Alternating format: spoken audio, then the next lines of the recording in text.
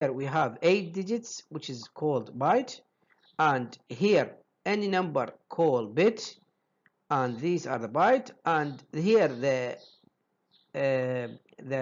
power, let me say, represent the radix. Okay, this is another explanation for the binary system number. You see here, this is the bit 0, okay, or least significant bit, as you can see here, I call it. And here this one is the most significant bit, and other are the remaining bits. These are the power 2 to the power 0, 2 to the power 1, 2 to the power 2, and so on. These are representing the weighting. Okay, now you may say, okay, the binary 0 and 1, how we represent them in a circuit? Simply, we represent the specific voltage for the zeros and the specific voltage for the ones, but they don't interact. Okay, it means, as example here, you can see in this figure, from 0 to 1, voltage from 0 to 1, this range, any voltage, as example 0.5, 0.8, it's give it 0 logic 0. And from 3 to 4 volt, you can see I'm talking here about voltage. Okay, in this range, as example 3.5, 3.8, 3.1, 3, 4, all of them represent logic 1. In between, as example here, 2 is here, coming here. It's neither 0 nor 1. Okay, it's easy to tolerate noise in this way of representation when we have 0 and 1, like a circuit switch on and off. Okay, easy to transmit data. Okay, and easy to build binary circuits similar to AND circuit and OR circuit, which will be discussed soon. Okay, now let's go to another system which is called octal numbers. Octal numbers, we are talking about numbers from 0 to 7. These are 8 digits. How we represent them? Have a look here. If this number is octal number 4536, 4536, you see base is 8. The same way, this is the least significant figure, and this is the most significant. We started from here: 6 by 8 to the power 0, 3 by 8 to the power 1, 5 by 8 to the power 2, and so on. If we use the calculator to calculate them, then this is how much they represent in decimal. You see, power is 10.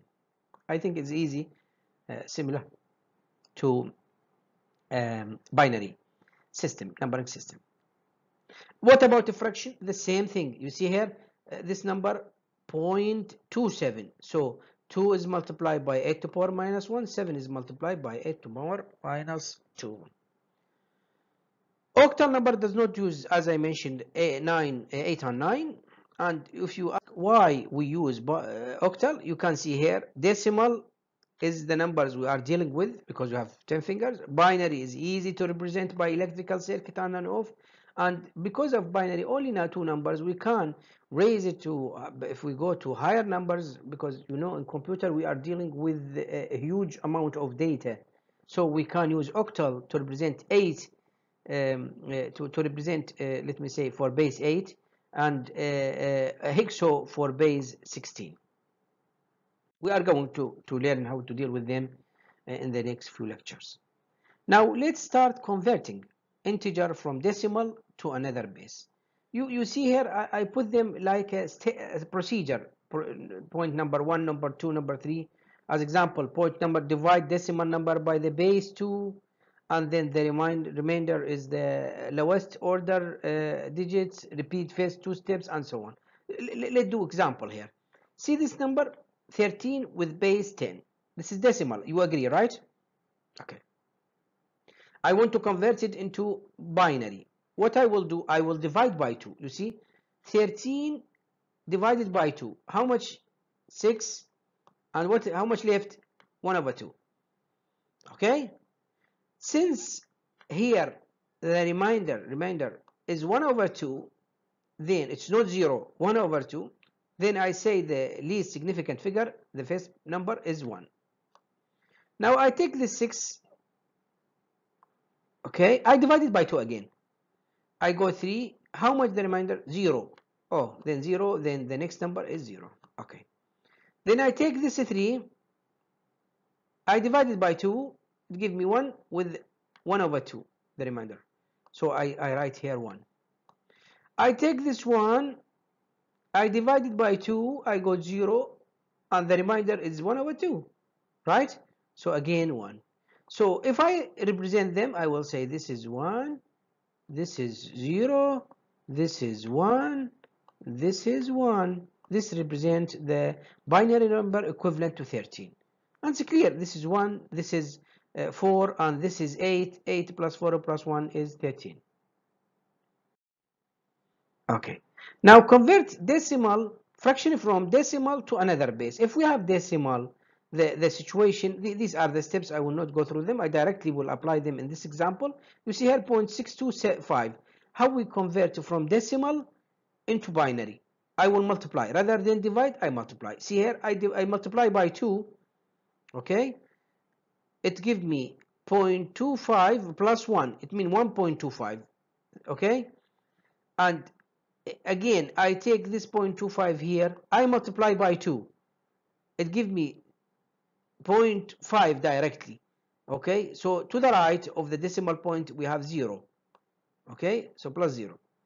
I take this 0.5 here, I multiply by 2. It gives me 1, and right to the decimal point will be 0. So these are the numbers I'm looking for. 1, you see here, this one coming here, this 0 coming here after the decimal point, and this one coming here after the decimal point. I think it's easy.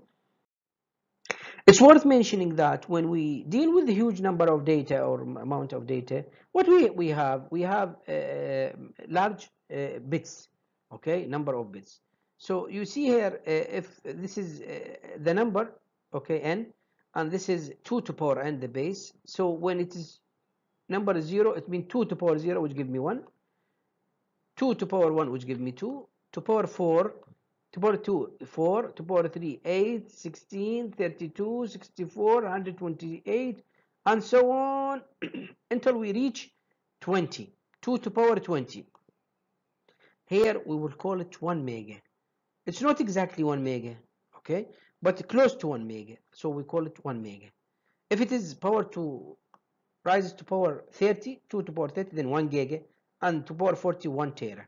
When you hear 1 tera as example, it means 2 to power 40. Now let's see the operation, addition and subtractions, multiplication and division. Now let's start with addition. You see this in red, these are two numbers. This is number 1 and number 2. Okay, we don't want to add them, as you can see, plus. Now let me show you. 1 plus 1, 2. 2 in binary is 1, 0, right? I take 0 here, and the 1, I use it as a carries. Now 1 plus 0 plus 1, how much give me? 2, which means 0 and 1 as a carry. 1 plus 1 plus 1, 3, it means in this way, 1 and 1. This is 3. So I put here 1, and this one, the carry, will go up here. 1 plus 1, 2, it means 0, and I add here 1. 1 plus 1 plus 1, 3, which means 1, I add here 1. 1 plus 1, 2, 0, I add here 1, and then 1 is the last number. This is how I find the addition of two positive numbers. Now, subtraction. Subtraction, rather than we carries, we borrows. Have a look here. I want to subtract this red. I want to subtract this number from this number. Okay? Now, 1 minus 1, 0. 0 minus 1, we cannot. We need to borrow. We will borrow from here. You can see I put here slash. I borrow 1, it will become 2. Okay, because the bases. Now, 2 minus 1, 1. I put here 1. Here, what is left? 0. 0 minus 1, I cannot. So I need to borrow. Again, slash. And here it become 2. 2 minus 1, 1. Now, 0 minus 0, 0. 0 minus 1, I cannot. I need to borrow. I borrow from here, but I cannot. So I borrow from here, it will be 10. Sorry, 2. Okay? So 2 minus 1, 1. And what is left here? 1. Because I borrow already, so it go down. So you see, it's easy in binary to add and subtract.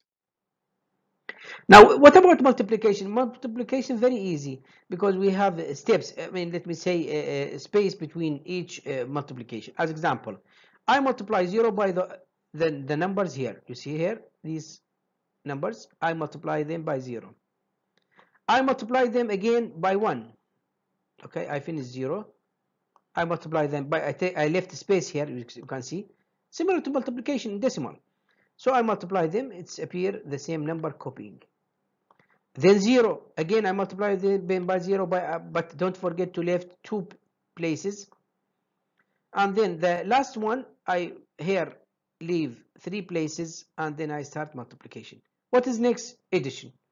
You see, we learn how to discuss addition. 0 coming here, 1 coming here, 1 coming plus 0, 0 here, 1 plus 1, 2, which means 0, and then 1 here, 1 plus 1, 2, 0, and 1 plus 1 plus 1, 3, 1, and here 1, and so on. You see, it's very easy to multiply. Now, if we want to convert an integer from decimal to octal, now the situation, rather than we divide by 2 in binary, when we convert to binary, you remember the discussion. Now we convert by multiplying by 8, and we repeat almost the same procedure. Have a look here. 175, which is the decimal number, divided by 8, it gives me 21. What is the remainder? 7 over 8. Okay? So you see here, this is the 7, represent the first number. Now 21, okay, I take it, I divide it by 8, it gives me 2. Okay, what is left? 5 over 8. I take this 5 as the second number. Okay, now 2, I take it and divide it by 8. We cannot. So there is 0, and the remainder is 2 over 8. So I take 2, I put it here. I will not do any more division because I reach 0. So that's it, done. Now these numbers to be taken now, and the order of them, as I mentioned, this is the least, and this is the second number, and this is the most significant bit. Don't forget the base is 8. Now if we convert fraction from decimal to octal, okay, we need to multiply. The same procedure as you remember in binary. We multiply by 8. You see, I multiply by 8. It's give me 0.5 and 2. It means 2.5. So I take 2 here because I need it as a coefficient. Okay, and I take the 0.5 and multiply again by 8. It gives me 4.